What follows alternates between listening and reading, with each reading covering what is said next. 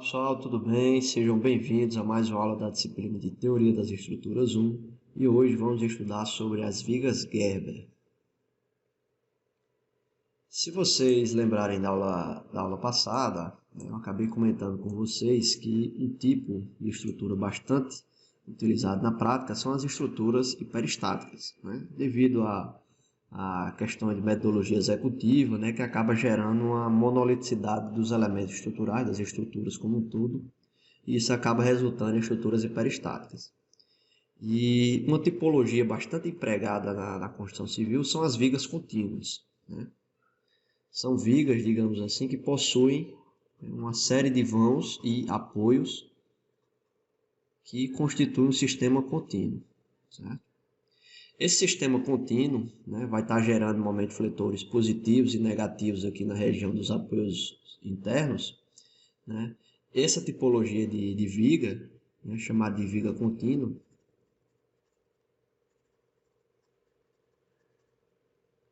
ela é bastante empregada, seja para estar analisando pórticos de edificações, pontes, viadutos, coisas do tipo, a gente pode estar analisando de maneira simplificada como uma viga contínua. Certo?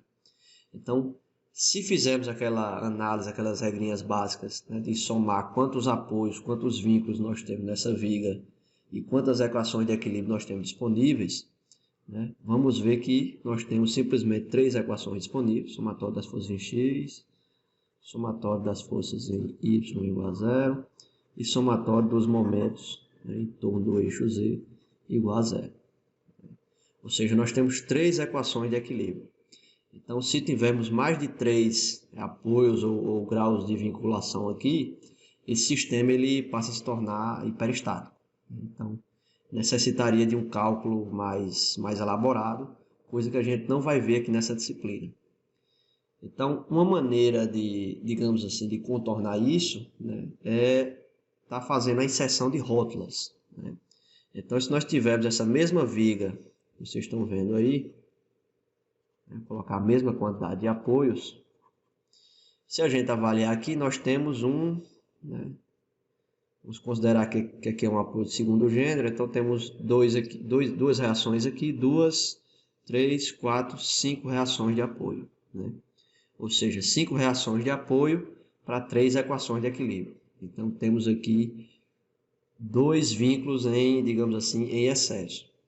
Então, em decorrência disso, nós podemos estar inserindo rótulas. O que são rótulas? Rótulas, pessoal, nada mais são do que um tipo de apoio interno. Estou dando aqui uma espécie de um zoom. Vocês imaginem que eu tenho uma barra, certo? Essa barra ela é interrompida em um certo ponto por uma rótula. Essa simbologia que eu estou indicando para vocês aí.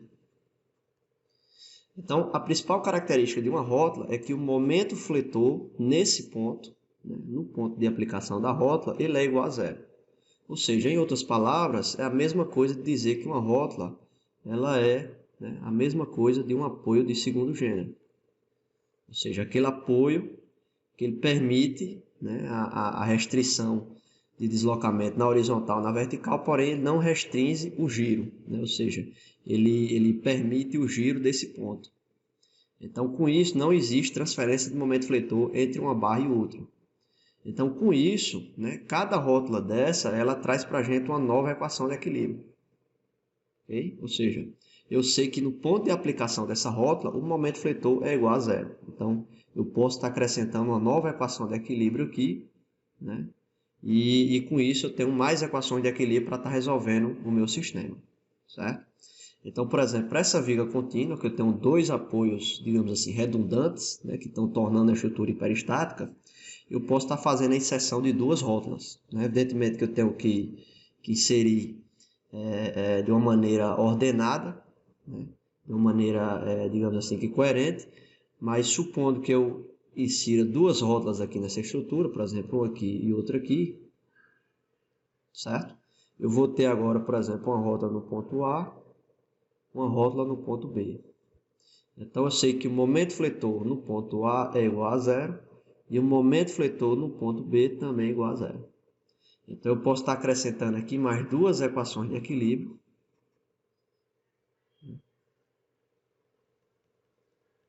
mais duas equações de equilíbrio aqui no meu sistema. E agora, ao invés de 3, ou seja, ao invés de simplesmente 3 equações, eu tenho agora 5 equações de equilíbrio. Então, embora eu tenha, digamos assim, 5 reações de apoio, ou seja, 5 incógnitas a descobrir, agora eu tenho também 5 equações para estar ajudando meu sistema aí, certo? Então, fazendo essa inserção dessas rótulas, eu tenho o que a gente chama de viga Gerber. Viga Gerber são vigas contínuas, onde são inseridas rótulas de uma maneira, digamos assim, que é adequada, que transforma essa viga contínua, um sistema hiperestático, em um sistema isostático. E essa viga Gerber ela possui muitas aplicações práticas. Não é simplesmente digamos assim, uma gambiarra para resolver um problema, não. Existem muitas aplicações práticas da viga Gerber e a gente vai estar vendo algumas delas agora, tá bom? Então, vamos lá. Uma primeira aplicação aí da viga Gerber, uma aplicação prática, é quando, por exemplo, está sendo construída uma ponte, onde existe uma certa dificuldade de estar fazendo escoramento, em certos trechos dessa ponte. Então, por exemplo, caso esteja passando um rio, uma certa região muito profunda, ou que tem uma velocidade aqui de percolação dessa água muito grande, ou por algum outro motivo, por exemplo, não possa ser impedido esse tráfego de embarcações aqui, nessa região, Então isso pode acabar impossibilitando que um certo trecho dessa ponte que está sendo construída seja escorado. Então tem que ser bolada alguma forma diferente para construir esse trecho. Então uma forma de estar fazendo isso é através do sistema de viga Gerber, ou seja, essa viga, ou seja, o tabuleiro da ponte, ela pode ser construída em etapas, Ou seja, esse trecho onde é permitido fazer o escoramento, ele vai sendo escorado, sendo feito aí em loco, concretado. E esse trecho que não tem a possibilidade de fazer o escoramento, pode ser feito uma viga pré-moldada, um tabuleiro pré-moldado, e posteriormente, depois de concretado, ele pode ser içado e posicionado desse local. Isso acaba por tirar a monoliticidade do sistema, ou seja, embora seja uma viga contínua, mas existe uma quebra, do ponto de vista estrutural, nesses pontos aqui de conexão da viga Gerber com o restante da estrutura, certo? Então a viga Gerber ela traz essa quebra, digamos assim, na transmissão dos esforços. Então todo o carregamento horizontal e vertical que tiver sendo distribuído, passando aqui por essa viga, ela vai ser transmitida por esses apoios da viga Gerber. Agora, apoios ou qualquer rotação,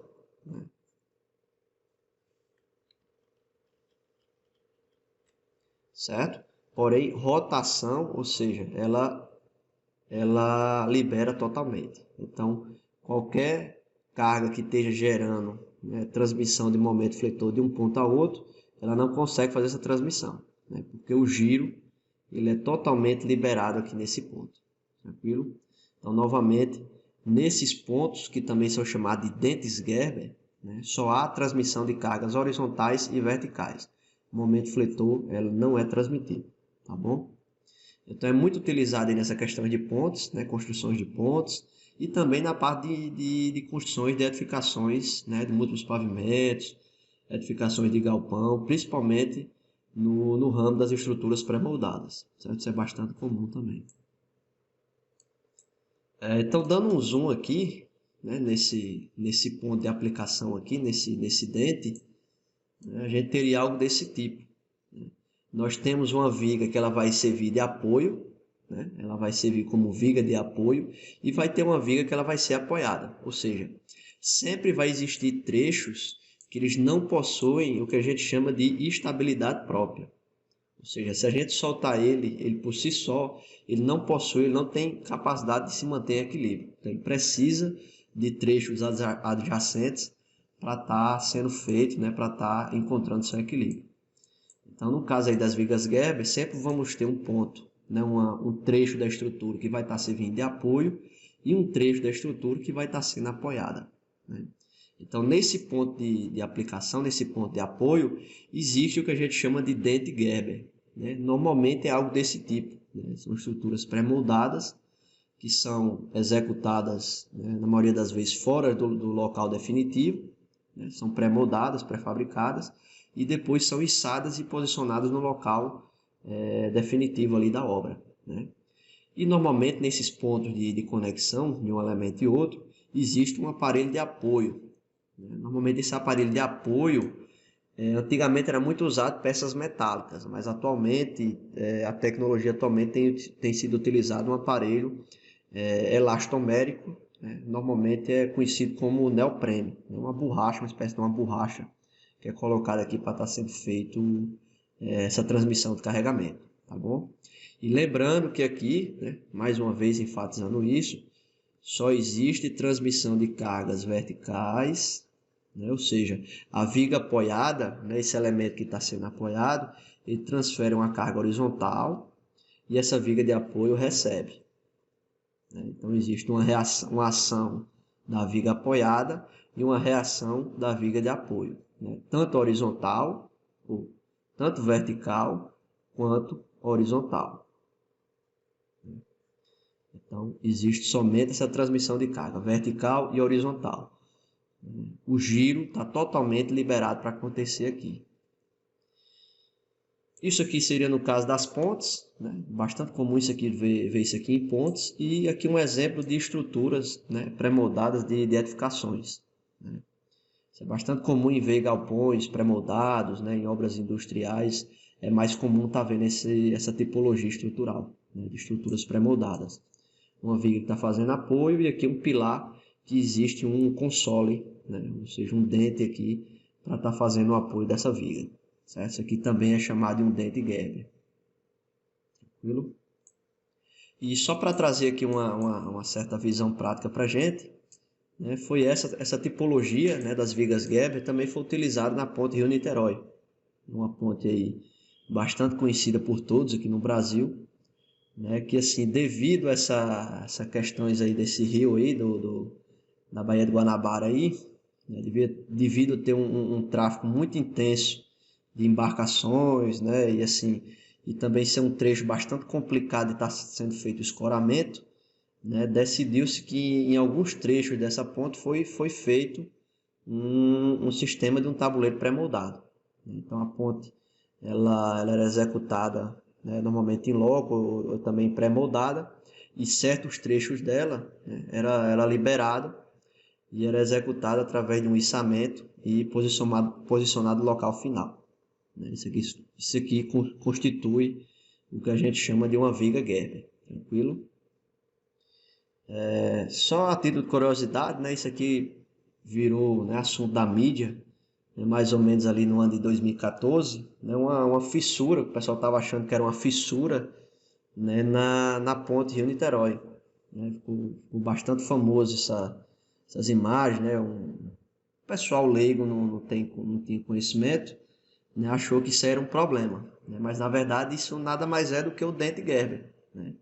É um corte aqui do dente Gerber dessa viga, né, onde exatamente aqui nesse ponto é uma junta de apoio, né? Então exatamente nesse ponto aqui está sendo feita a transmissão de cargas verticais e cargas horizontais aqui da ponte, né? O pessoal, né, acabou achando que isso aqui era uma fissura, era uma patologia aqui nessa ponte, né? Ganhou um certo destaque aí na mídia, mas depois, né, foi explicado que isso aí não tinha problema, que isso aí já era, digamos assim, normal, é a tipologia construtiva dessa ponte, tá bom? Então, só para vocês terem uma ideia aí. Sim, a priori, pessoal, uma pequena observação aqui, que não importa, né, qual o apoio desse aqui que eu vou estar chamando de primeiro ou segundo gênero, né? Se houver alguma carga horizontal aqui, né, em qualquer ponto da estrutura, ela vai ser transmitida, né, seja através dos apoios ou através dos dentes Gerber, vai ser transmitida até encontrar uma reação, né? Essa reação pode estar em qualquer apoio desse. Então, assim, a partir de agora a gente vai estar representando com esses triângulozinhos, né, mas de certa forma não importa onde é que o apoio do segundo gênero vai estar, se é aqui, se é no último, né, do meio, né? Não interessa muito, porque em algum ponto essa carga vai ser transmitida e ela precisa ser encontrada uma reação, certo? Então, por exemplo, aqui a gente já sabe que é uma estrutura, né, que tem 3 apoios e ela vai precisar de pelo menos uma rótula aqui para ela precisar ser resolvida, né? Caso contrário, ela vai se tornar uma estrutura hiperestática. Então, de uma certa forma, a gente pode estar colocando essa rótula aqui, né? E para resolver a estrutura hiperestática, né, como a gente já sabe, a gente tem mais uma equação de equilíbrio, né, chamando aqui de ponto A, B, C e D. Então aqui nessa rótula nós temos que o momento em C é igual a zero, certo? Tranquilo. A gente pode estar tentando resolver a estrutura dessa forma, só que isso pode resultar em um trabalho, né, um trabalho braçal, digamos assim, um pouco mais elaborado, né? A depender da quantidade de apoios, da quantidade de rótulas que tiver, o trabalho vai ficar um pouco mais complicado. A maneira usual de estar resolvendo essas estruturas é fazendo a sua decomposição, ou seja, precisamos estar avaliando primeiro os trechos que possuem estabilidade própria e isolando dos trechos que não possuem estabilidade própria. Então, por exemplo, avaliando essa viga aí que vocês estão vendo, se analisarmos aqui da rótula para a direita e da rótula para a esquerda, a gente tem 2 trechos, certo? Esse primeiro trecho aqui, se vocês perceberem, se eu isolar ele, ele não possui estabilidade própria, ou seja, se eu colocar ele aqui, esquecer a rótula, né? Colocar ele isolado aqui, ele é um trecho hipostático, ou seja, se tiver algum carregamento aqui, essa estrutura ela vai girar, ou seja, ela não vai encontrar equilíbrio, tranquilo? Então, esse primeiro trecho, ele não possui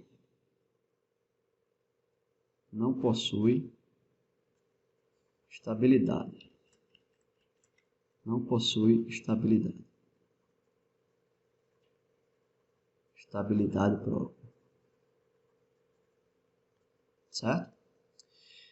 Esse segundo trecho, né, se a gente avaliar ele sem a rótula, ele já é um trecho que ele possui estabilidade própria. Então, ele é um trecho que ele possui 2 apoios, né, e ele possui estabilidade própria, independentemente dessa rótula, né, existir ou não. Então, esse trecho ele possui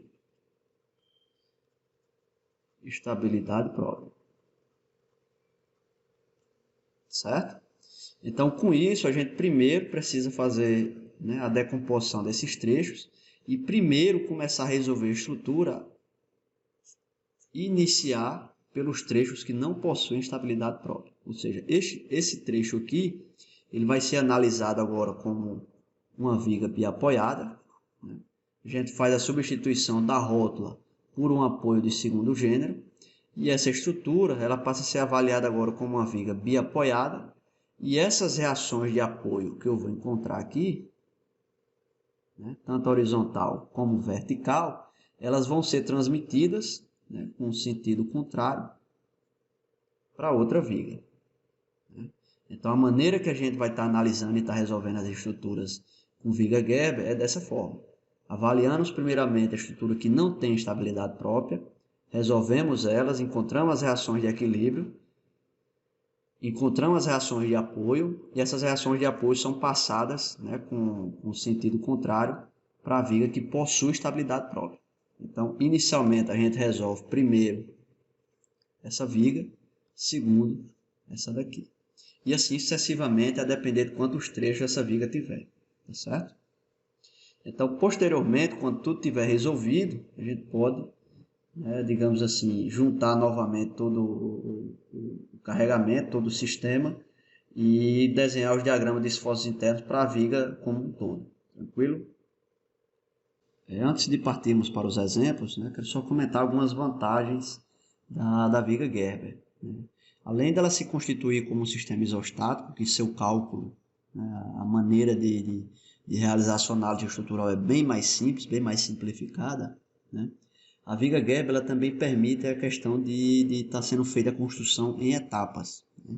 Então, como eu exemplifiquei no caso das pontes, que precisam, em alguns casos que existe a impossibilidade de escoramento, né, de alguns trechos, essa viga Gerber permite que a construção seja feita em etapas e acabe viabilizando aquela metodologia executiva, certo?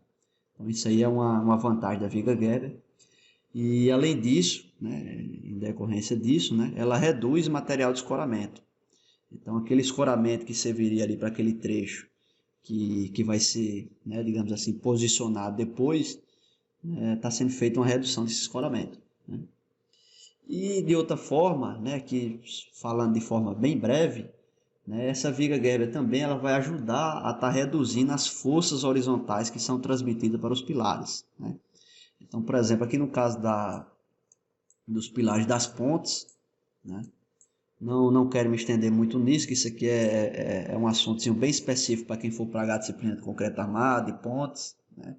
Vocês vão ver que existe um efeito chamado de retração e também questão da variação de temperatura, né? Tanto a retração como variação de temperatura, ele vai gerar ações, né? Ou seja, cargas horizontais ao longo dessa estrutura, ao longo dessa viga contínua, que vai estar sendo transmitida e quem vai receber essas cargas horizontais são os pilares, né?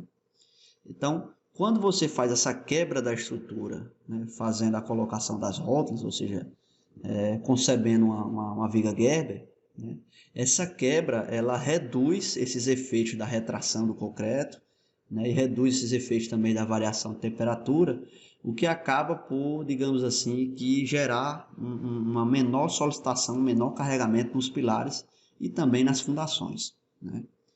Então, assim, além disso, né, além de todas essas vantagens, a viga Gerber também ajuda nesse sentido, né?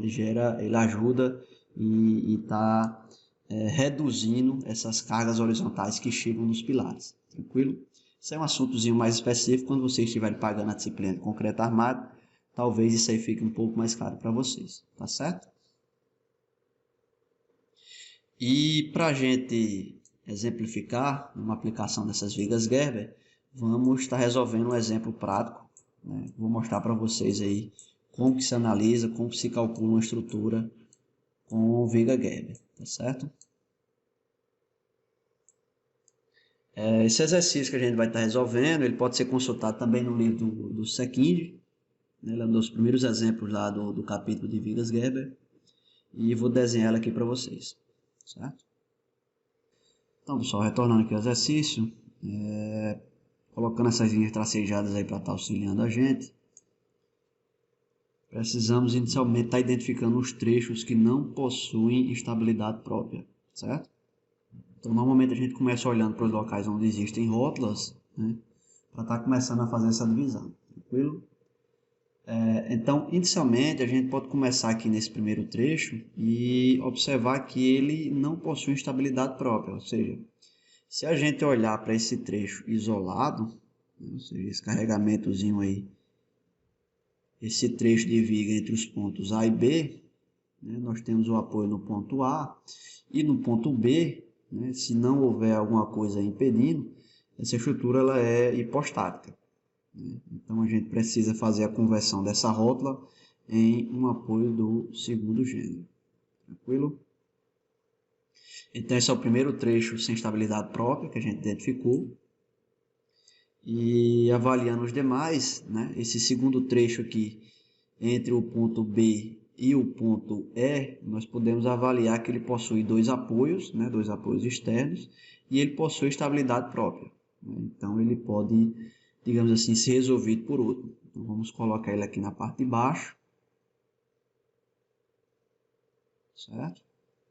Ele possui um apoio aqui em C e outro apoio em D. Entre E e F, a gente possui também um trecho que ele não possui estabilidade própria, né? Ou seja, é uma barra que ela não possui nenhum apoio externo, né? Onde existe somente rótulas nos seus extremos, né? Então, cada rótula dessa daqui precisa ser substituída por um apoio de segundo gênero e vai tornar essa viga uma vigazinha simplesmente bem apoiada, tranquilo? E o trecho final, né, a gente nota aqui que existe uma viga biapoiada com um trecho em balanço, né? Então, esse sistema também possui sua estabilidade própria. Então, aqui eu não vou representar os carregamentos, né? Os carregamentos estão representados aqui na viga principal, mas aqui simplesmente para a gente ver como seria a substituição desses elementos, né? A decomposição dessa viga Gerber. Então, quem está nessa parte de cima aqui, né, nessa parte mais superior, não possui estabilidade própria, certo? E essas vigas que estão aqui na parte de baixo possuem estabilidade própria, certo? Tranquilo? Então, nesse caso, nós precisamos resolver primeiro essas vigas que estão na parte superior, né? Tanto faz eu resolver primeiro essa ou primeiro essa, né? E as reações de apoio precisam ser transmitidas para essas vigas de baixo, né? Então, primeiro eu faço as de cima e depois eu faço as de baixo, tá certo? Eu preciso dessas reações de apoio aqui para transmitir para esses pontos de aplicação das vigas que possuem estabilidade própria, tá bom? Então aqui eu não vou estar fazendo muita conta, vou tentar resolver isso aqui de uma forma mais direta, tudo bem, pessoal? Até para a gente estar praticando isso daqui no decorrer da disciplina, né? A gente consegue estar fazendo isso aqui de uma maneira mais rápida, né? Então, para não estar precisando, estar calculando, fazendo somatório das forças em cada um, tranquilo? Então vamos acompanhar para ver como é que ficaria isso. Esse primeiro trecho, né, vou estar fazendo aqui os cálculos aqui na parte de baixo. Essa parte aqui eu já vou deixar destinada aos diagramas, certo? Então vou logo fazer um...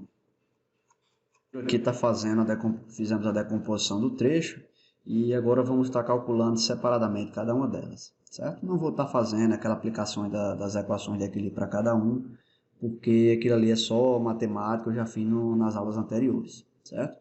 Aqui eu vou estar fazendo de uma maneira um pouco mais rápida, de uma maneira mais prática aqui para estar agilizando o desenho do diagrama dos esforços internos, tá certo?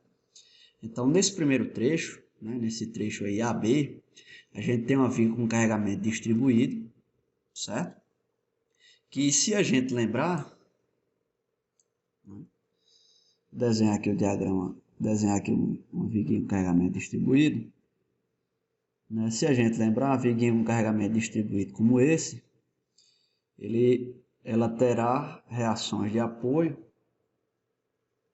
né, que são iguais, né, devido à simetria aqui existente, que é igual a QL sobre 2, ou seja, Q sendo o carregamento, L sendo o vão e 2, né, porque está pegando todo esse carregamento e dividindo por os dois apoios, certo? Então, uma viga desse tipo, ela possui uma reação de apoio, né, R igual a QL ao quadrado sobre 8. Então, fazendo para esse primeiro exemplo, né, para esse primeiro caso, então calculando aqui para o primeiro trecho, trecho AB, né, a reação em A vai ser igual à reação em B.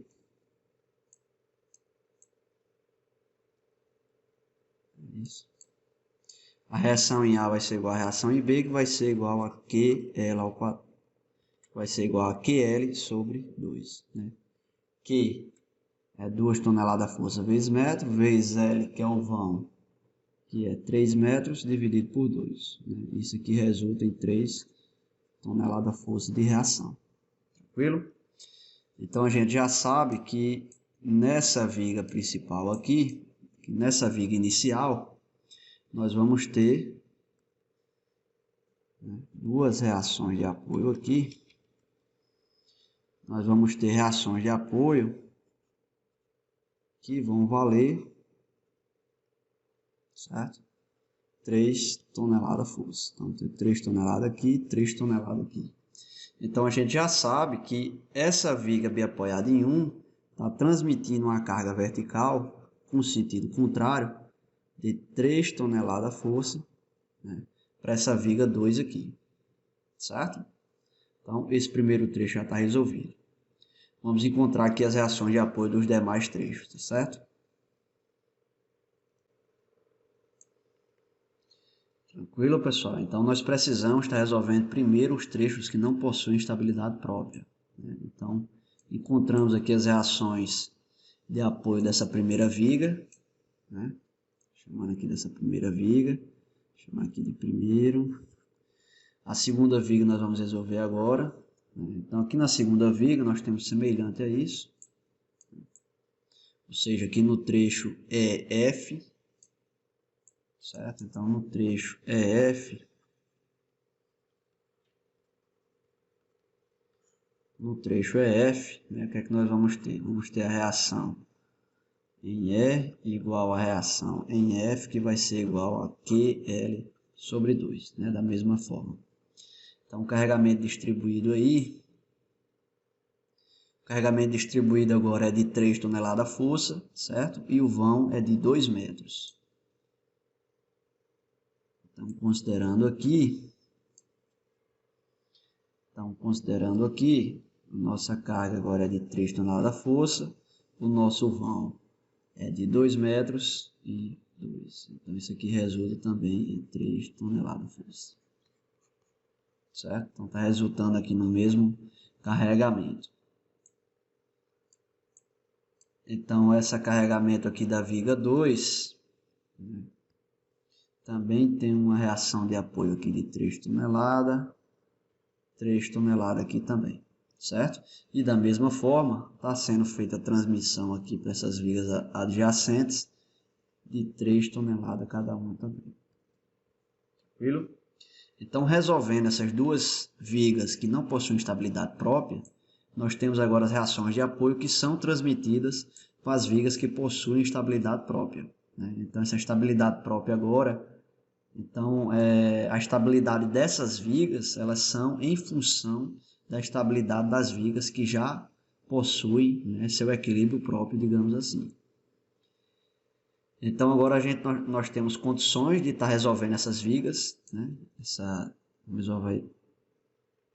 Vamos estar resolvendo, né, em seguida essa daqui, vamos chamar de terceira viga, e aqui a quarta. Então, resolvendo aqui a terceira viga, né, ou seja, a viga que está compreendida entre o trecho B e F, né, B e E, na verdade, né? Então, temos aqui o trecho BE.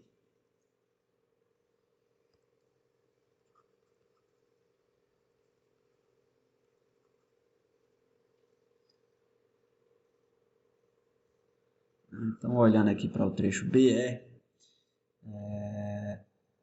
vamos estar encontrando aqui nossas reações de apoio, tá certo?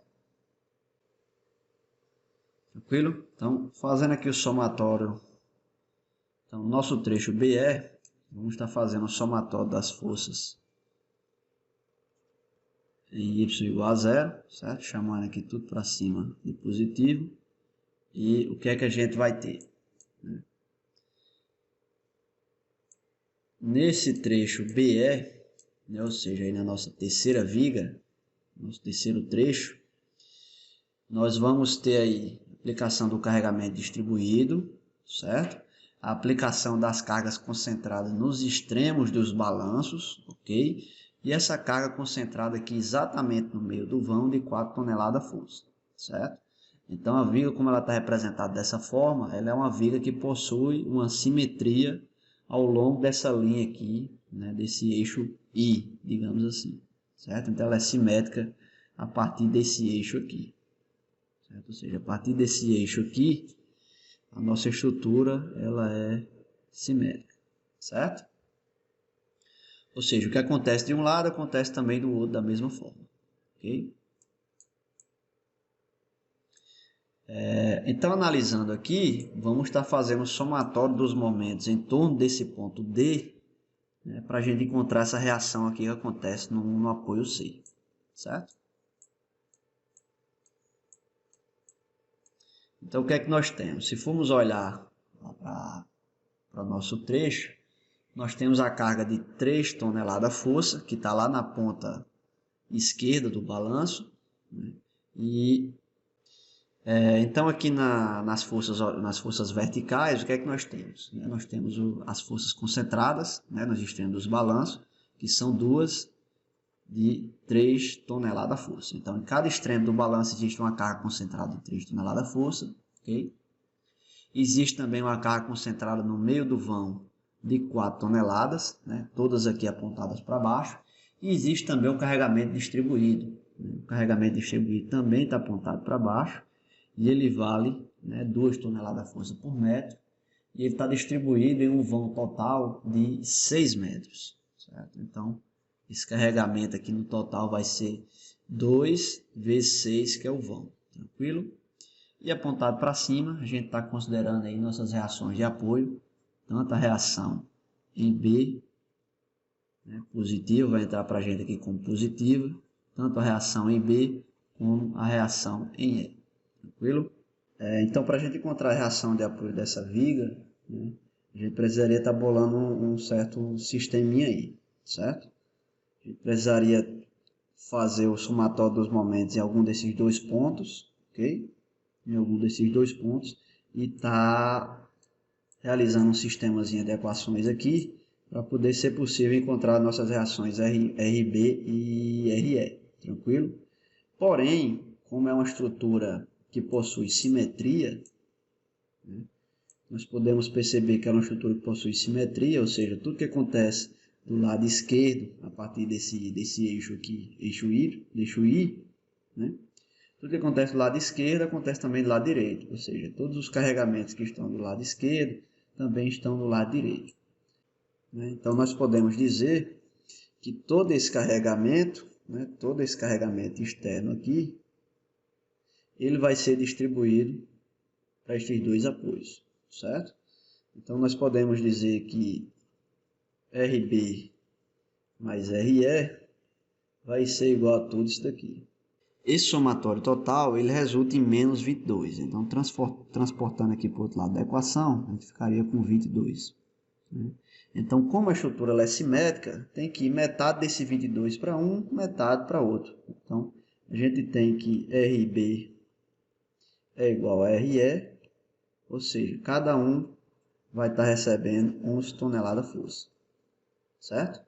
Caso não fosse uma estrutura simétrica, eu precisaria estar fazendo um sisteminha de equação, né, desenvolvendo aí o somatório dos momentos em torno desse ponto, que nesse caso não seria igual a zero, certo, pessoal? Aqui, como é estrutura em balanço, eu tenho uma continuidade aqui da minha estrutura, o somatório dos momentos em torno desse ponto aqui, ou ponto D, ou ponto C, né, ele não é igual a zero, certo? Ele vai ter um valor do momento fletor que a gente tem condição de calcular, né? Ou seja, simplesmente 3, né, de um lado ou do outro, seria 3 vezes esse braço de alavanca de 1, 3 vezes 1, mais a contribuição do carregamento distribuído, ou seja, 2 vezes 1 daria 2, vezes o braço de alavanca que estaria aqui na metade, ou seja, metade de comprimento 1, ou seja, daria 1. Né? Então, o momento em torno desse ponto aqui, ele valeria 4, certo? Então, como a estrutura é simétrica, a gente pode estar fazendo isso aí dessa forma, tá certo?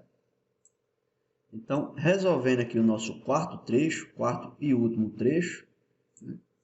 O que é que nós temos aí? Temos uma viga biapoiada com um trecho em balanço, certo?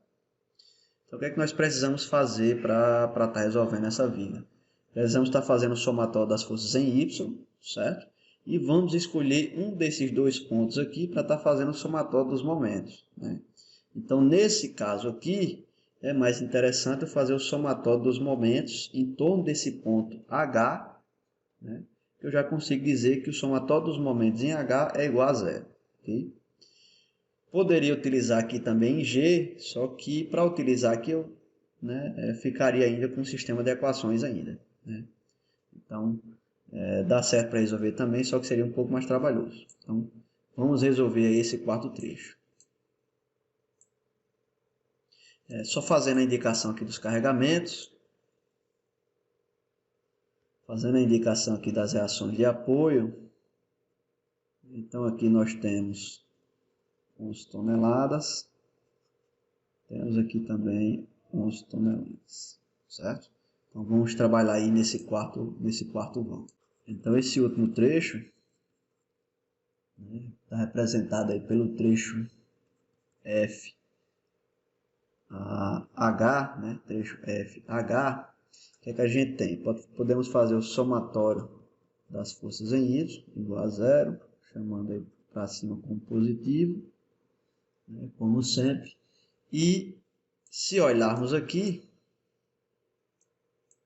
se olharmos para cá, nós temos a atuação dessa carga concentrada de 3 toneladas aqui na ponta do balanço e a atuação, nós temos essa carga de 3 toneladas na ponta do balanço, né, que ela vem da reação de apoio, certo? Isso aqui tem que ficar bem ciente para a gente, que ela vem da reação de apoio dessa viga, dessa segunda viga que a gente resolveu, e também ainda temos essa carga concentrada aqui de 3 toneladas. Certo? Então aqui nós temos na verdade duas cargas concentradas chegando aqui na ponta desse balanço, né? Então assim, aqui tanto faz eu considerar essas 3 toneladas nessa viga 2 ou aqui na viga 4, né? Seria a mesma coisa. Se eu considerasse aqui na viga 2, essa reação de apoio não seria mais 3 toneladas, seria um valor diferente, né? Que chegaria uma resultante total aqui, certo? Mas dessa forma eu escolhi dividir e estou trazendo essa 3 toneladas aqui para essa viga 4, né? Para esse quarto trecho. Então a gente tem esse 3 toneladas que vem da viga 2, mais esse 3 toneladas que a gente já tinha como carregamento externo. Tranquilo? E além disso temos essa carga concentrada também de 8 toneladas força aqui no meio do vão. Então escrevendo isso daqui, né, o que é que a gente tem? Somatório das forças em Y. Então para baixo nós temos, né, 3 que veio da reação da viga 2, menos o 3 que vem lá do carregamento externo, menos o 8 que está lá no meio da viga biapoiada, né, do vão da viga biapoiada, e de carregamento externo é isso. Temos agora a reação de apoio, né, supondo que estão apontadas para cima. Temos a reação no ponto G e temos também uma reação no ponto H. Certo? Tudo isso igual a zero. Ainda não conseguimos resolver, né? Como essa estrutura ela não é simétrica, né? Então a gente não pode supor que está indo metade de uma carga para um apoio e metade para outra. Então nesse caso isso não acontece. A gente precisa fazer o somatório dos momentos, né? Considerando positivo aí no horário, como sempre, né? Ou seja, precisamos fazer um ponto onde o momento fletor é nulo, né? Então esse ponto é aquele ponto H, que eu tinha mostrado para vocês, né? Então, em torno do ponto H, a gente sabe que o momento fletor ele é nulo, porque naquele apoio, um apoio de segundo gênero, ou de primeiro gênero, na verdade, ele é livre para rotacionar, certo? Então, o que é que a gente tem lá? Se vocês lembrarem, a gente tem o carregamento total, né? Eu vou chamar esse carregamento total aqui das duas cargas concentradas de 3 toneladas, vou chamar logo ele total aqui de 6, né? 3 mais 3, 6.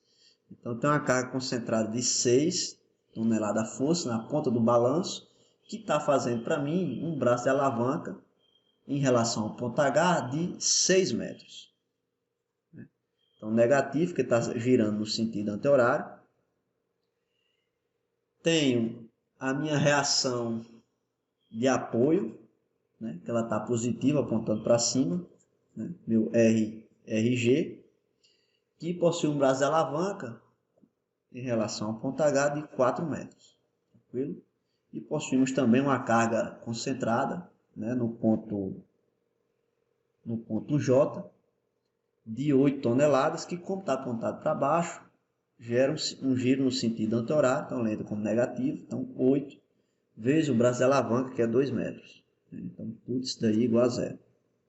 Então, simplificando e resolvendo essa equação, nós temos que essa reação no ponto G, ela vale 13 toneladas força, certo? Inserindo esse valor de RG aqui nessa primeira equação, a gente vai encontrar que a nossa reação no ponto H, ela vai valer 1 tonelada força, certo? Então, a primeira reação vale 13, a segunda reação vale 1. Então, vamos representar aqui no nosso diagrama de corpo livre.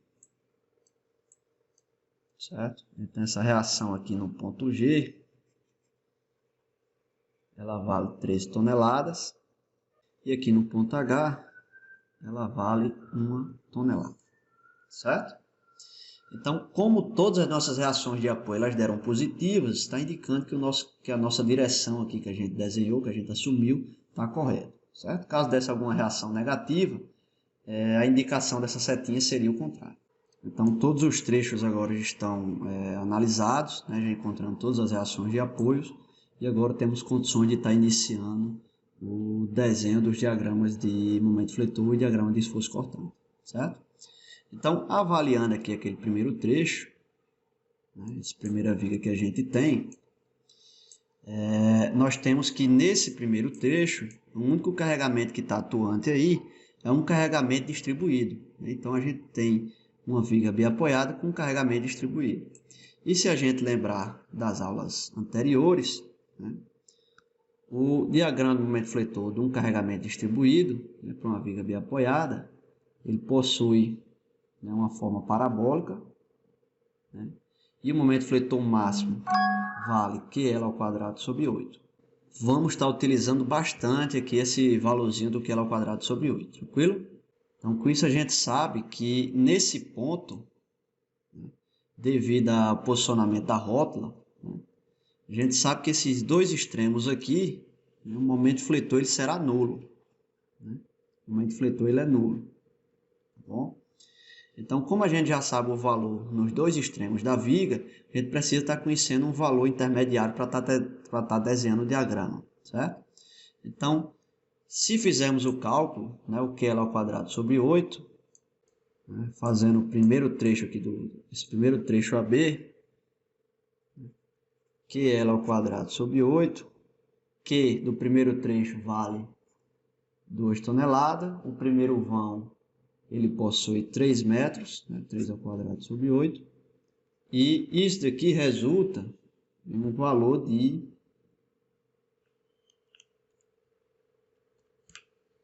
isso aqui resulta no valor de 2,25 toneladas força vezes metro, certo?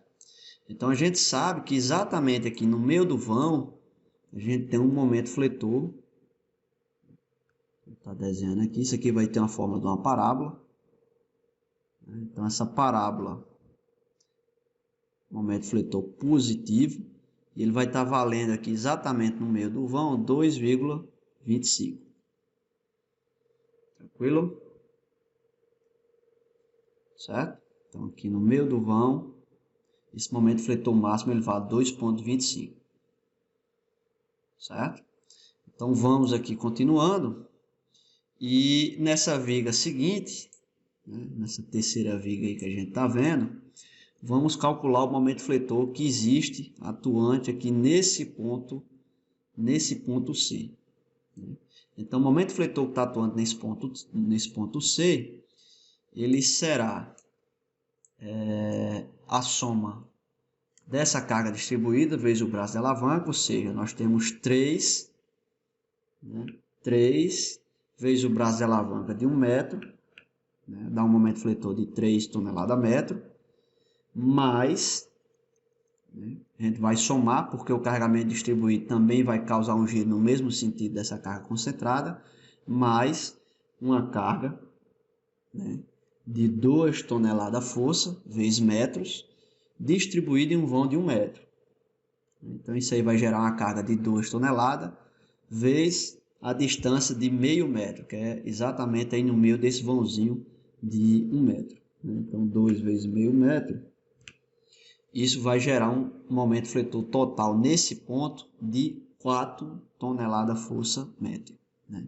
Então, como ele está tentando girar no sentido anti-horário, né, esse momento fletor ele é negativo, ou seja, olhando para esse ponto, olhando para a esquerda dele, todo esse carregamento vai gerar um momento fletor de 4 toneladas força metro, né, tentando girar essa barra no sentido anti-horário, ou seja, esse momento fletor aqui, ele vai valer 4, certo? 4 toneladas força vezes metro, e ele vai ser negativo, tranquilo? Aqui eu quero introduzir para vocês uma ideia, né, que é uma maneira da gente estar simplificando, né, o desenho dos diagramas, certo? Então, para estar auxiliando a gente, nós vamos estar utilizando linhas de auxílio, né? Uma linha de referência. Ou seja, tudo isso aqui, ou seja, a gente vai estar desenhando uma linha de referência. Ou seja, a gente pode estar ligando esse ponto aqui até o 4.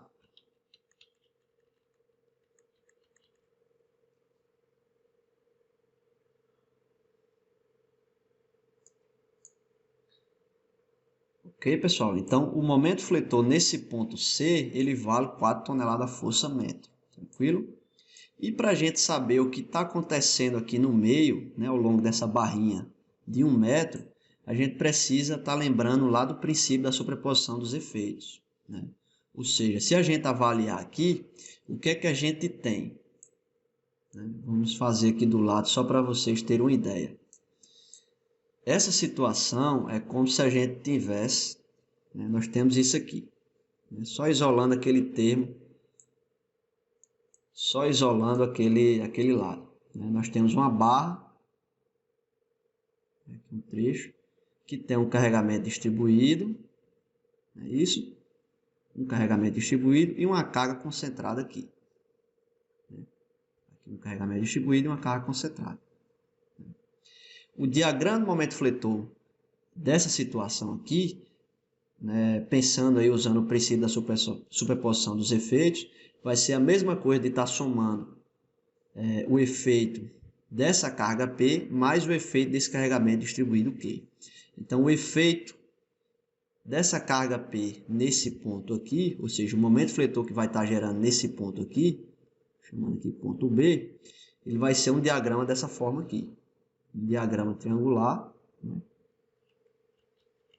Um diagrama triangular, que ele vai valer P vezes L, certo? E como ele está tentando gerar um giro no sentido anti-horário, vai ser um momento negativo, tranquilo?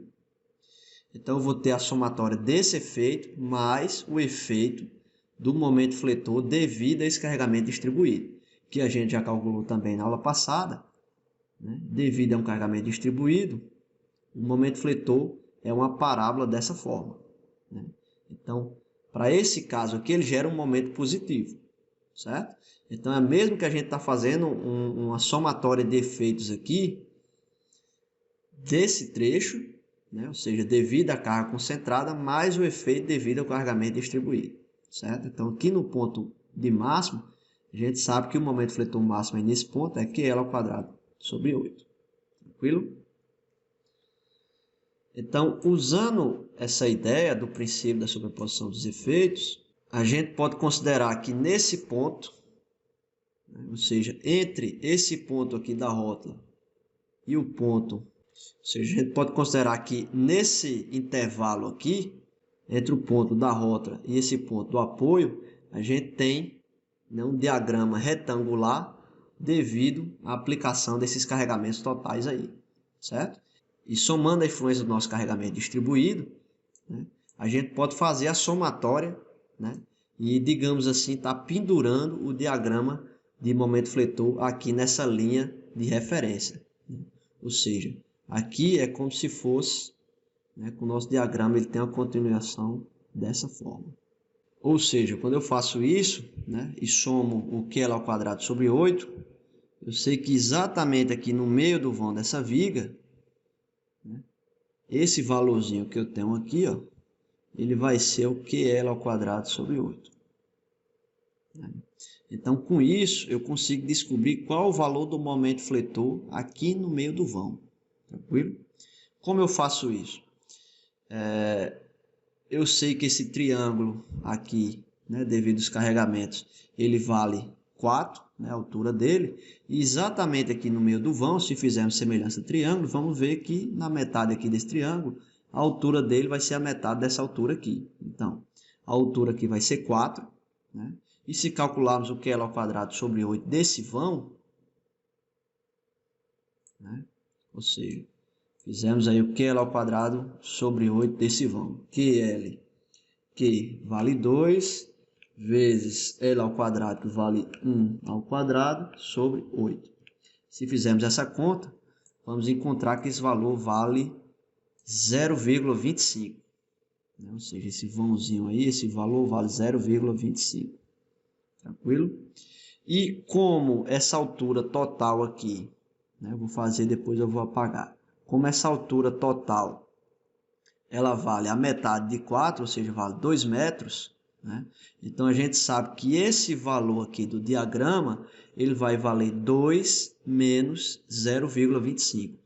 Ou seja, o valor do diagrama do momento fletor exatamente no meio desse vão de 1 metro, ele vale 2 menos 0,25, que isso aqui vale 1,75, certo?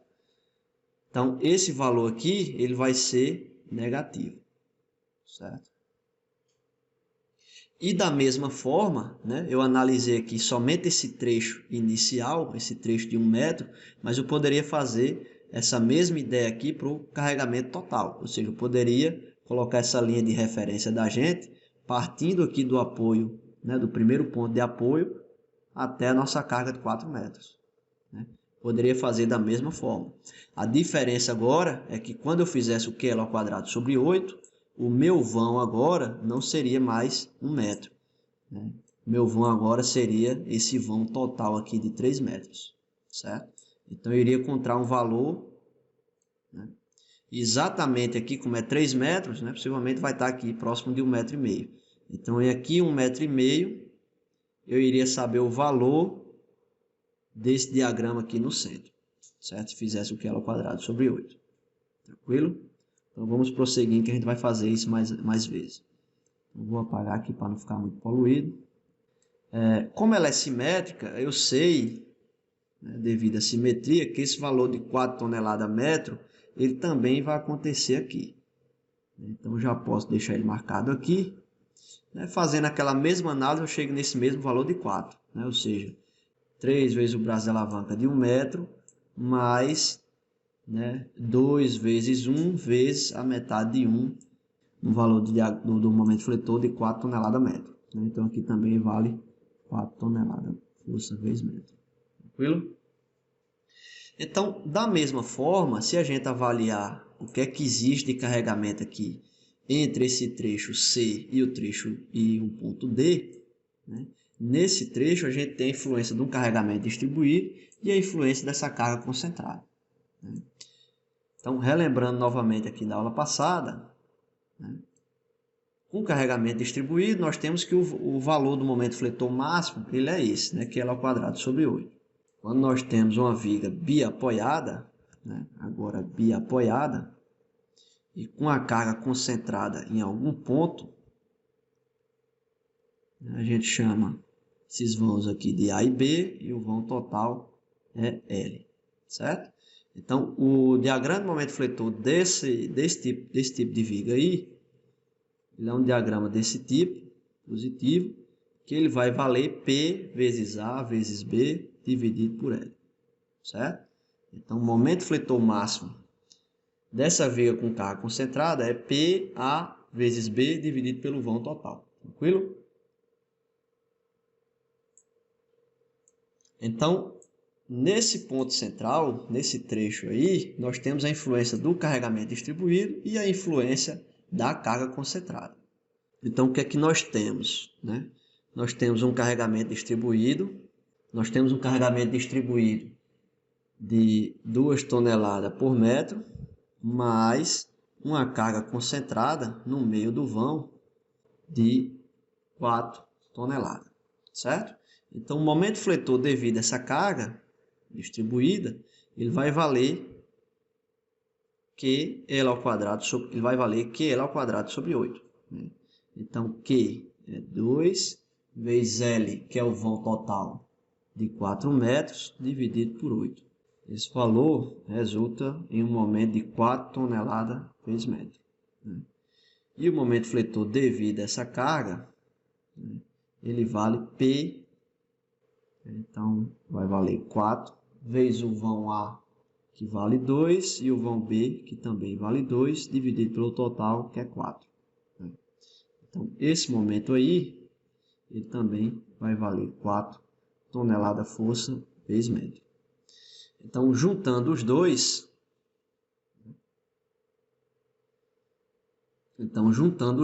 o momento fletor no meio desse vão, ele vai valer 8 toneladas força vezes metro. Então, da mesma forma, a gente vai traçar a nossa linha de referência. E nesse caso, né, como a carga concentrada está aplicada exatamente no meio do vão e coincide com o momento fletor máximo de uma viga com carregamento distribuído também ser no meio do vão, a gente pode somar, né, esses dois efeitos aí e saber que o momento fletor máximo vai estar ocorrendo exatamente no meio desse vão. Então, somando, a gente encontrou que vai valer um valor total de 8. Né? Então, ou seja, como aqui vale 4, vai descer 4 mais 4. O valor total que a gente encontrou, ou seja, a distância entre essa linha de referência da gente e o ponto que a gente calculou, ele vale 8. Ou seja, esse trecho total aqui, certo? Ou seja, esse trecho aqui, ele vale 8, certo? Porém, como a gente tem 4 aqui que é negativo, então tira 4, vai sobrar 4. Então, o momento fletor nesse ponto aqui, ele vale 4 toneladas força vezes metro. Então, a gente pode, da mesma forma, estar traçando linhas de referência os nossos pontos de extremo, né? Nossos pontos de momento fletor máximo, certo? E da mesma forma está fazendo a aplicação do QL ao quadrado sobre 8. Então, nesse trecho aqui também tem a aplicação do carregamento distribuído, né, que vale QL ao quadrado sobre 8. Né? Só para a gente calcular aqui, esse QL ao quadrado sobre 8 desse vão, né, Q vale 2, L vale 2 também, então 2 ao quadrado dividido por 8, ele vale 1. Então, o momento fletor devido a esse carregamento, né, distribuído aqui desse trecho, né, ele vale 1 tonelada força por metro, certo?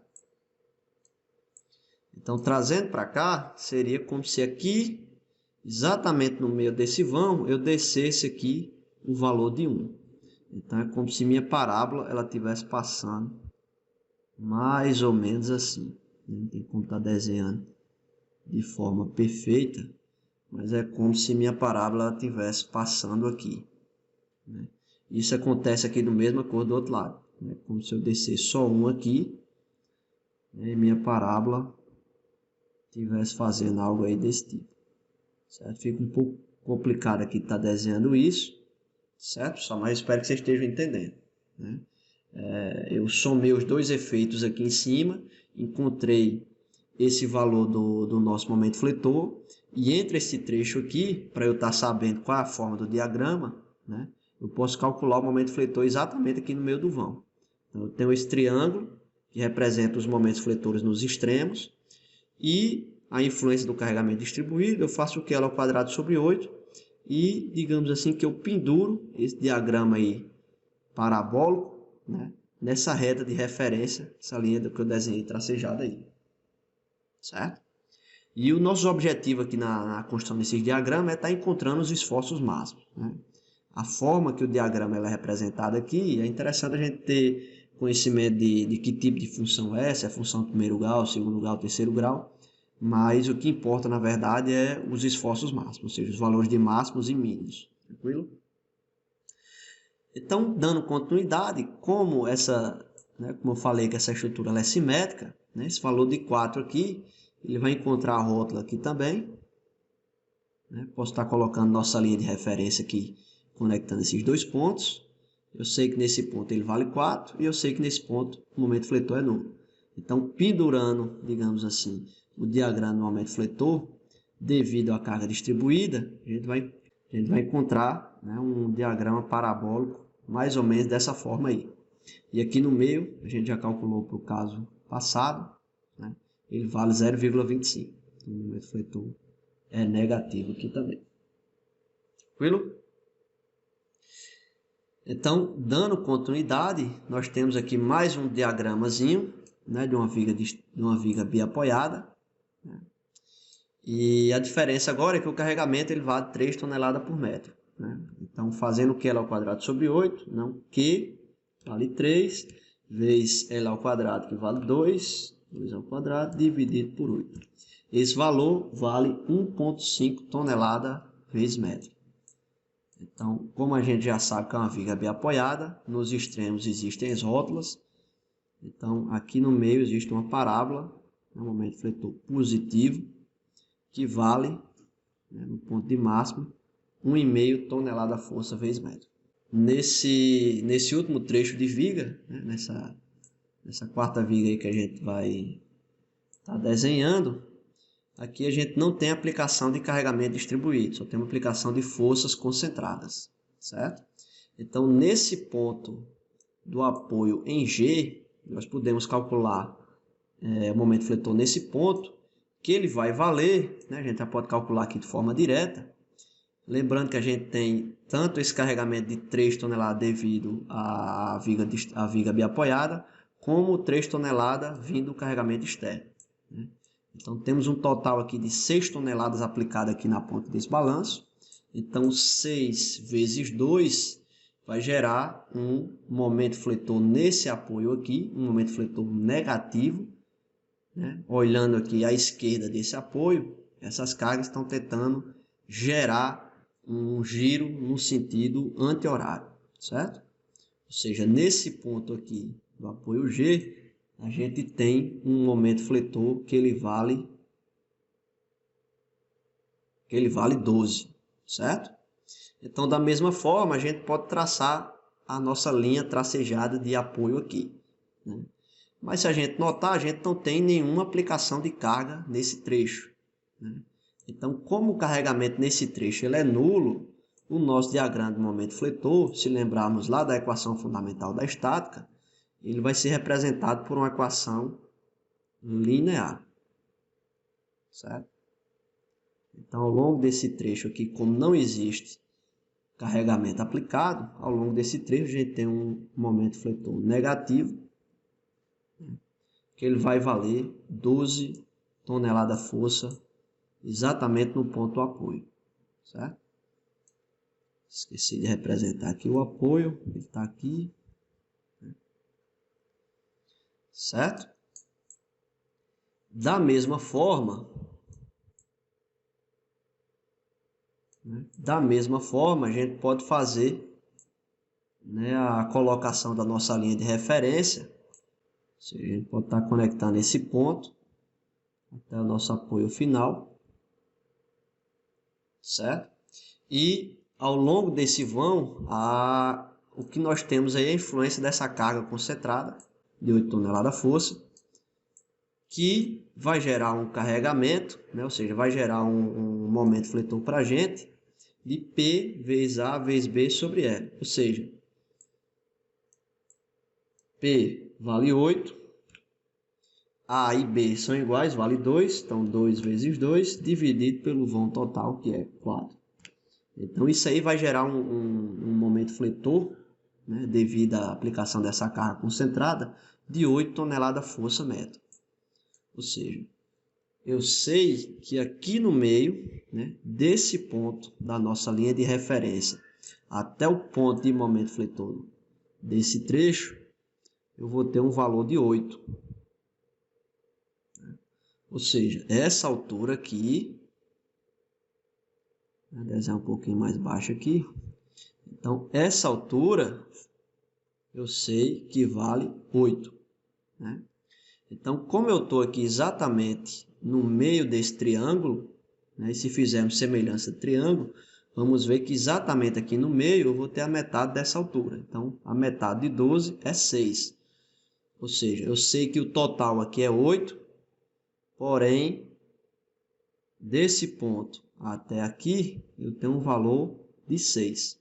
Então, me sobra aqui o valor total de 2. Então, eu sei que o meu momento fletor nesse ponto central, ele vale 2. Tranquilo? E como a gente sabe que não tem nenhum carregamento atuante aqui nesse trecho, a gente pode traçar a linha reta direta.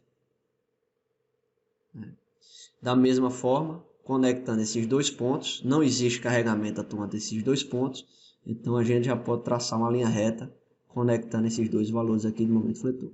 Então, está um pouco bagunçado aí, mas eu espero que tenham dado para entender mais ou menos aí a elaboração desse diagrama. Então, nosso diagrama de momento fletor, ele é esse diagrama aí que eu estou desenhando, achurando para vocês. Tranquilo? E o que importa para a gente aqui são esses valores de máximo, certo? Então, de uma forma geral, nosso diagrama de momento fletor seria representado dessa forma. Tranquilo? Olhando agora para o diagrama de esforço cortante, né, a partir dessa configuração do nosso momento fletor, a gente já consegue ter uma ideia do diagrama de esforço cortante, né, lembrando lá das equações fundamentais da estática. Tranquilo? Então, o que a gente vai estar fazendo aqui é representando os pontos, né, de extremo e vamos estar interligando esses diagramas, né, considerando as equações fundamentais da estática. Ou seja, vamos começar aqui pelo lado esquerdo, olhando aqui para o nosso apoio, né, o nosso apoio em A, o que é que nós temos aí que vai gerar força cortante nesse ponto. Então, nesse ponto desse apoio em A, né, vou desenhar aqui com a cor verde. Então, aqui no nosso ponto A, né, simulando um corte, né, imediatamente à direita desse apoio, né, sempre aquela ideia, a gente pode estar olhando para a esquerda ou para a direita. Então, simulando um corte imediatamente à direita do apoio A e olhando para o que está acontecendo à esquerda, né, ou seja, o que tem de reação aqui do lado esquerdo, a gente tem que nesse apoio A está chegando simplesmente essa carga concentrada de 3 toneladas. Né? E lembrando a nossa convenção de sinais, né, não tinha desenhado aqui para o diagrama momento fletor, mas só lembrando, né, o diagrama momento fletor, ele é positivo quando ele está fazendo esse giro, e aqui no caso do cortante, ele vai ser positivo, né, dessa forma. Ou seja, como a gente está olhando para a esquerda, ele será positivo quando a nossa carga estiver apontando para cima, que é esse caso da carga de 3 toneladas. Então, nosso diagrama, no momento de esforço cortante, ele começa com a carga de 3 toneladas aqui, certo? Então, aqui nesse ponto eu sei que o cortante vale 3 toneladas, certo? Nesse ponto da rótula, né, que é um ponto de interesse também nosso, nós podemos estar somando todas as cargas que chegam nela, né? Então, a mesma ideia, né? Simulando um corte aqui imediatamente à direita da rótula e olhando tudo que está chegando à esquerda, então a gente pode estar fazendo o somatório tudo que está chegando aí nesse ponto, certo? Então aqui nesse ponto B, o que é que a gente tem? Nós temos essa carga de 3, né, para cima, 3 positivo, menos esse carregamento distribuído aí. Então nós temos 2 vezes 3, certo? Essa é a carga distribuída. Então a força cortante que está chegando nessa rótula em B, ela vale exatamente 3 menos 2 vezes 3, 6. Então vai resultar em menos 3 negativo. Certo? Então a gente encontrou que a reação de apoio aqui nesse ponto, ela vale 3. E como a gente tem simplesmente a aplicação da carga distribuída aqui ao longo desse trecho, né? Então, como o carregamento ele é constante, né? Lembrando lá das equações fundamentais da estática, se fizermos a integração, veremos que a equação que descreve o esforço cortante será uma equação do tipo linear. Então, a forma do diagrama desse trecho é essa daí. Agora, da mesma forma, olhando o que é que está chegando aqui de carga nesse ponto C, então a gente continua tendo essa carga de 3, né, 3 toneladas, e agora temos todo esse carregamento distribuído aqui ao longo do vão de 4 metros. Ou seja, temos 3 menos 2 toneladas da força vezes metro, vezes 4 metros. Então, 2 vezes 4 dá 8, a gente tem 3 menos 8, isso aqui é igual a menos 5. Então, o nosso esforço cortante nesse ponto D, ele vai valer agora 5. Aqui, 5 negativo. O nosso diagrama agora é esse. Tranquilo? E dando continuidade aqui na nossa reta, ele vai ser algo desse tipo aí. Então, como o carregamento que está distribuído aqui é um carregamento constante, se olharmos para a equação fundamental da estática, isso aqui vai resultar em uma equação do tipo linear. Olhando agora para esse outro trecho, entre C e I, né, nós também temos aplicação no carregamento distribuído e podemos ver o que é que está chegando aqui nesse ponto I. Okay? Então, aqui nesse ponto I, o que é que a gente tem? Então, nesse ponto I, nós teremos, né, a carga de 3 toneladas, né, a carga desse apoio de 3 toneladas, menos o carregamento distribuído ao longo desse vão, né, ou seja, 2 vezes o vão agora total vai ser 3 mais 1 mais 2, ou seja, vai ser um vão total de 6 metros. E temos também a influência da reação desse apoio, ou seja, mais a reação desse apoio que a gente calculou e vale 11 toneladas força. Então, nesse apoio aí, então no ponto I, está chegando no esforço cortante que vale 3 menos 12 mais 11. Isso aí resulta em uma força cortante de 2 positivo, certo? Então, nesse ponto, está gerando uma carga de 2 positivo, certo? Nesse pontozinho aqui, tranquilo? Então, vamos representar lá no nosso diagrama. Ou seja, a gente encontrou que exatamente nesse ponto aqui, nós temos a aplicação de uma carga, um esforço cortante que vale 2 toneladas, certo? E o que é que acontece aqui exatamente nesse ponto, né? Exatamente no ponto de apoio, né? Ou seja, em todo local que existe a aplicação de uma carga concentrada, que ela é da mesma natureza, digamos assim, do esforço cortante, vai existir uma descontinuidade, né? Então, por exemplo, aqui nesse apoio, como existe uma carga concentrada, que é a reação de apoio, existe uma descontinuidade aqui no diagrama, ou seja, essa retazinha aqui que representa uma descontinuidade, né? Então, aqui nesse apoio, como a gente fez calculando aqui pelo lado esquerdo, a gente calculou e encontramos o valor de 5. Então, com esse valor de 5, a gente precisa somar essa reação de apoio, né, que a gente encontrou e vale 11 toneladas. Então, somando essa carga de 5 negativa mais 11, né, então pegando menos 5 mais 11, que é o valor da reação desse apoio, né, a gente resulta em um valor de 6 positivo, certo?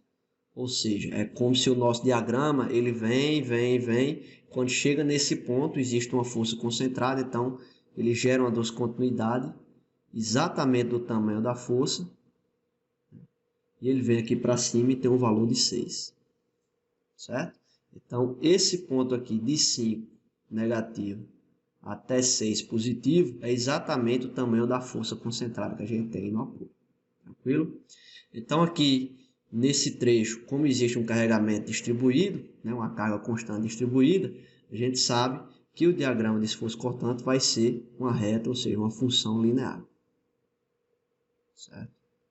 Então, nesse trecho, o nosso diagrama tem esse aspecto, tranquilo? E nesse mesmo ponto aí, né, que a gente parou, existe uma aplicação também de uma força concentrada. Essa força concentrada, ela vale 4 toneladas força, né? Então, exatamente nesse ponto, a gente já sabe que vai ter uma descontinuidade com o tamanho, né, com a magnitude dessa força. Ou seja,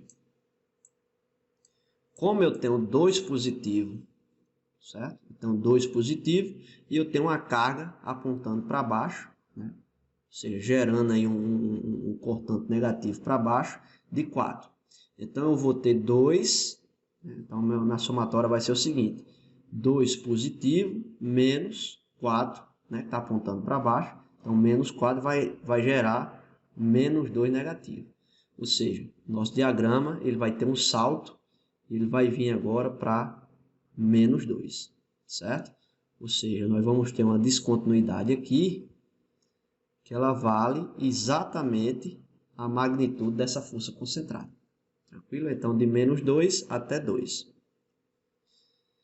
Nesse outro trecho, né, no nosso trecho adjacente, né? Nesse trecho adjacente, nós continuamos a ter um carregamento distribuído, certo?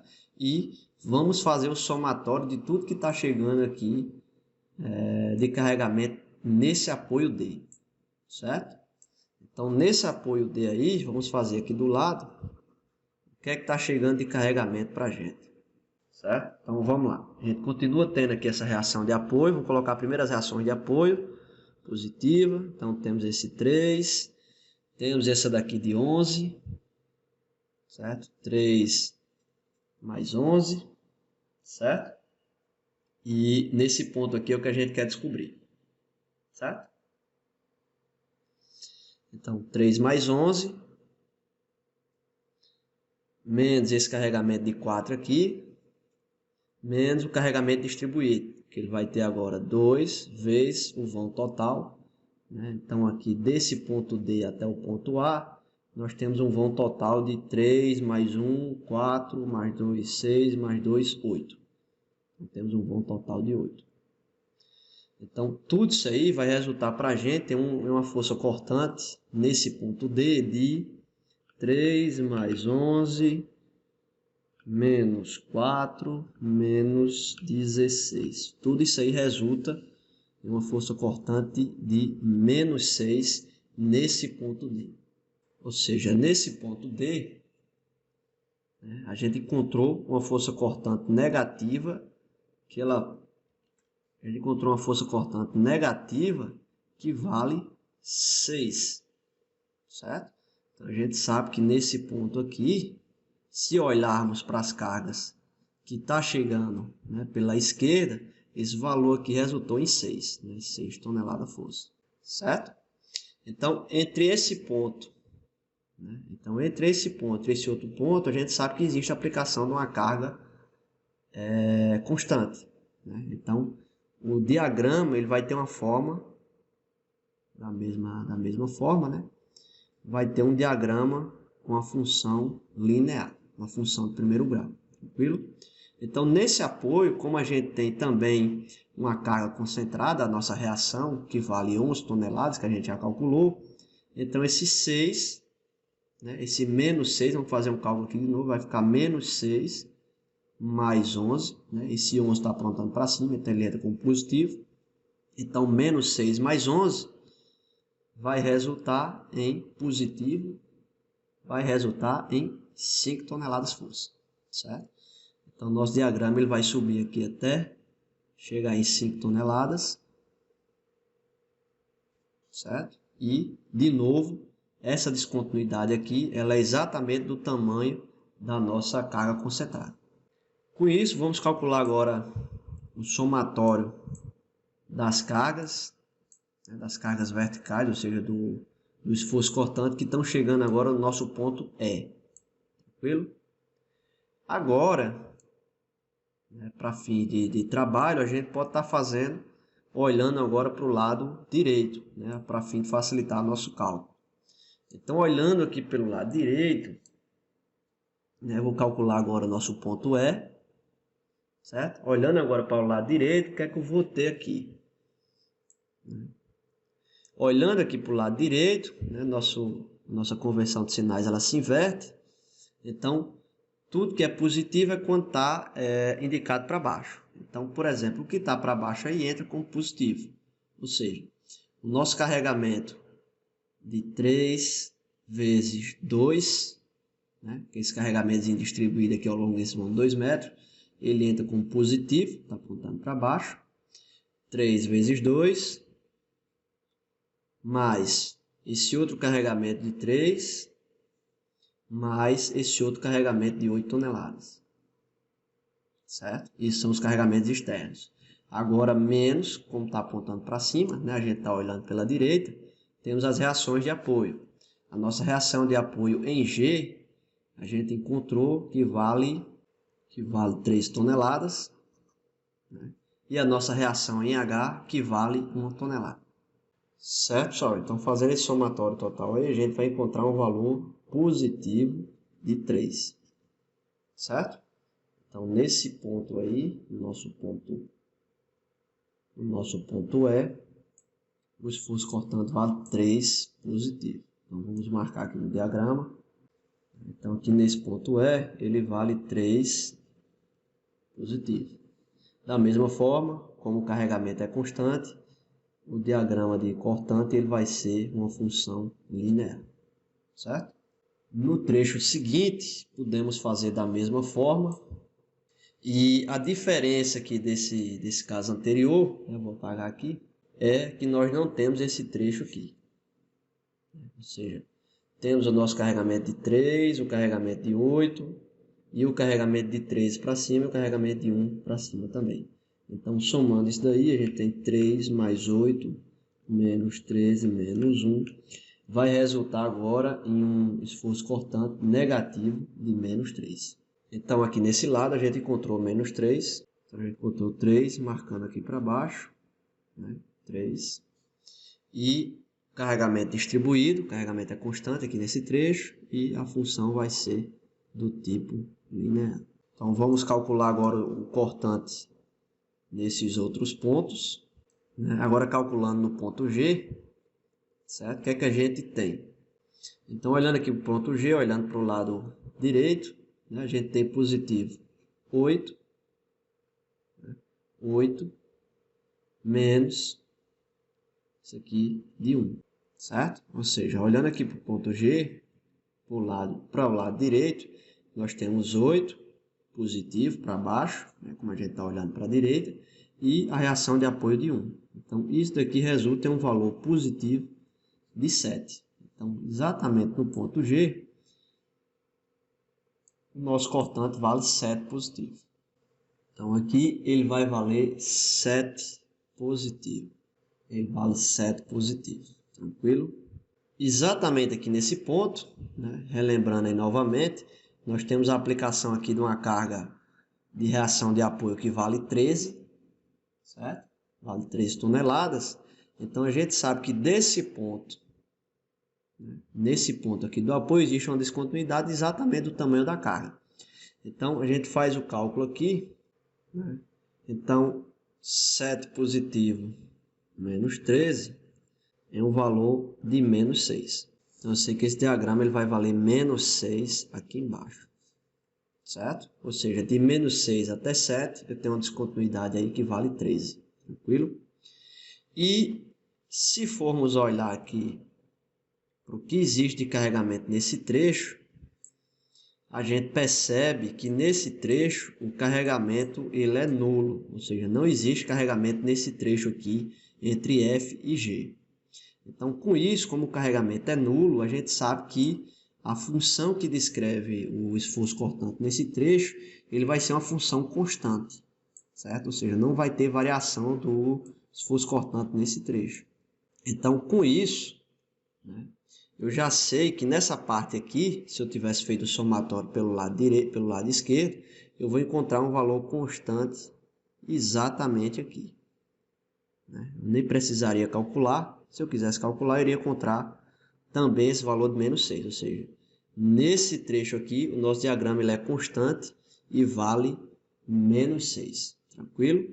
E se vocês lembrarem, exatamente aqui no local de aplicação, no local dessa rótula, existe a aplicação de uma carga concentrada que vale 3 toneladas força. Então, como a gente está aqui, né, como a gente fez aqueles somatórios e encontramos o valor de 3, né, negativo, e somando, né, também negativo a carga concentrada de 3, a gente chegaria da mesma forma aqui, né, ao valor de menos 6. Certo? Ou seja, existiu essa descontinuidade aqui. Deixa eu apagar esse trecho aqui. Certo? Então, o nosso diagrama possui uma descontinuidade aqui de 3, vem constante, constante até chegar no apoio, encontra a reação de apoio que vale 13, ele sobe até chegar em 7. Tranquilo?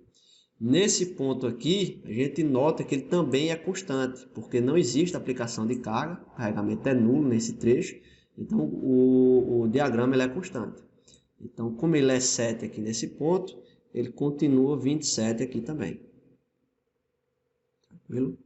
Ele vem 7 E nesse ponto existe a aplicação de uma força de 8 toneladas, né? Então, de novo, vai existir uma descontinuidade aqui no nosso diagrama, que ela vai valer 8 toneladas. Né? Então, fazendo 7 positivo menos 8, a gente vai ter o valor de menos 1, certo? E, finalmente, nesse trecho final, também não existe aplicação de carga. Não existe aplicação de carga, então o diagrama de esforço cortante ele é constante. Ele vem constante até chegar no apoio e no ponto, né, de localização desse apoio final aqui, existe uma carga concentrada de reação de 1 tonelada força para cima. Então, nosso diagrama ele vem com um negativo. Quando eu encontro esse 1 positivo para cima, ele sobe novamente e se anula aqui no apoio, certo? Então, com isso, a gente tem a construção total do nosso diagrama de esforço cortante. Então, só relembrando que o esforço cortante aqui, quando ele está para cima, né, desenhado para cima do eixo da viga, ele é positivo.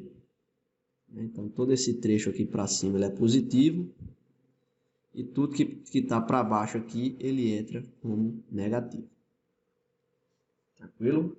Então, um exemplozinho aí um pouco extenso, mas para estar ilustrando para a gente aí como que a gente constrói o diagrama de esforço cortante de momento fletor de uma viga Gauge. Tranquilo? Foi possível a gente ver uma aplicação aí das equações fundamentais da estática.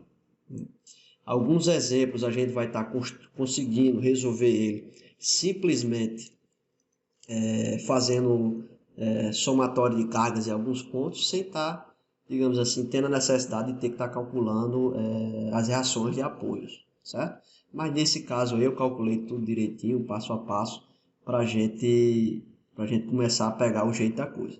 Tranquilo? Então, nossa aula encerra por aqui. Obrigado aí e até a próxima aula. Valeu!